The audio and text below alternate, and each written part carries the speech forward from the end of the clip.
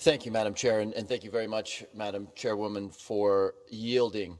I rise delighted today by our consideration of H.R. 2534, the Insider Trading Prohibition Act, because after years of work, we are going to produce a bipartisan project which actually does address a significant challenge in insider trading law, and that is, in general, that to date there has existed remarkably no specific statutory prohibition on insider trading.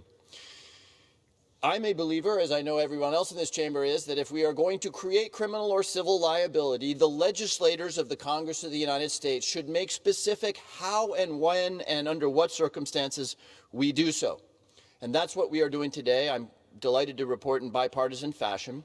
But let me back up for a second for those who don't sit on the committee or watch this particular space all that closely, just to explain why this is important. Insider trading is an activity in which somebody who has information that they have been entrusted with or for which they have paid or come by in some dishonest fashion is used to secure a market advantage. They have information that others don't. They trade on that information. That allows them to get a material gain. There's a problem with that because quite apart from the notion that it's only insiders or those people who are not acting based on their talent or their intelligence or their hard work, but acting based on who they know, or worse yet, who they might have paid, that they are the ones who benefit from our capital markets. I think that notion sort of strikes at the fundamental sense of fairness that we all carry around. But inasmuch as this behavior exists, it is profoundly damaging to the capital markets that are such a hallmark of the United States.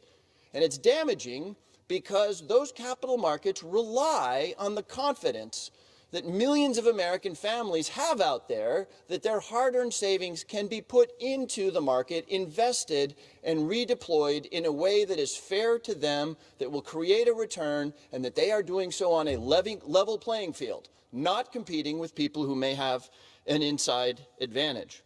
Now, the good news is here that in the generations preceding us, we have in fact prosecuted insider trading, but we have done so under anti-fraud provisions of the Securities Acts that were passed in the early 1930s. And as a result, there's not a particularly good fit between the concept of fraud and the concept of insider trading. And to my friend Mr. Huizenga's point, as he knows, this has led to a vast body of court-determined law, starting with the Dirks decision in 1984, moving through Materia, Carpenter, O'Hagan, all courts' decisions which crafted the concept of liability around insider trading, culminating in the 2014 Newman decision by the Second Circuit, leading then to the Solomon decision at the Supreme Court in 2016.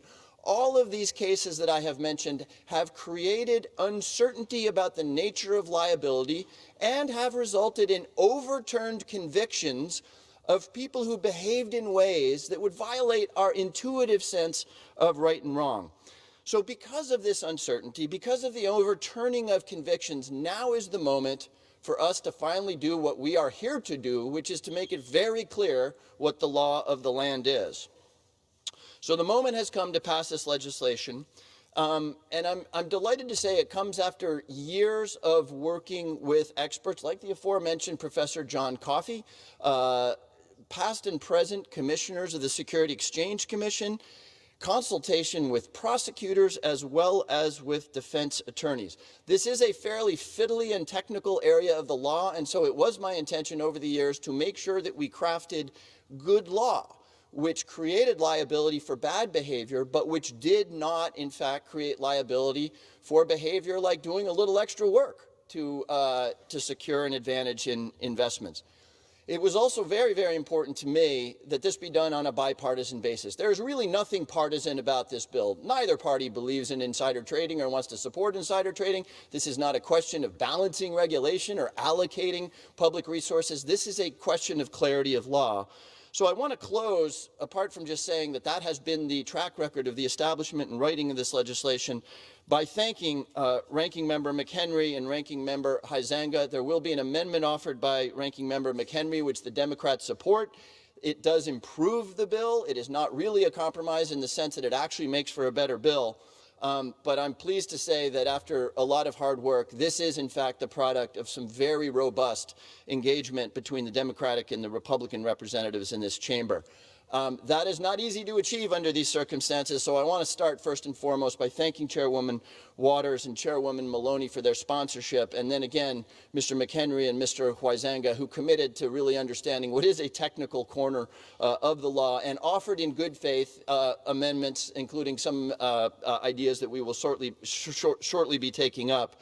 And then finally, as every member in this chamber knows, hard work happens and gets done and leads to success only because of the commitment and very, very hard work of the staff on both sides of the aisle. So before yielding back my time to the chairwoman, I do want to specifically thank Caitlin Bradley, Ben Harney, David Fernandez, David Karp, from the financial services staff, Mark Snyder, my legislative director, and Rachel Kelly, his predecessor from my staff. And then on the Republican side, big thanks to Kimberly Betts, McCarn Bennett, and Jamie McGinnis. With that, I urge passage of this law. This will be a good thing for the confidence in our capital markets. It will be a good thing in reassuring the American public that we can get things done on a bipartisan basis. And on that basis, I urge passage of H.R. 2534, the Insider Prohibition Act, and with that, yield my time back to the chairwoman.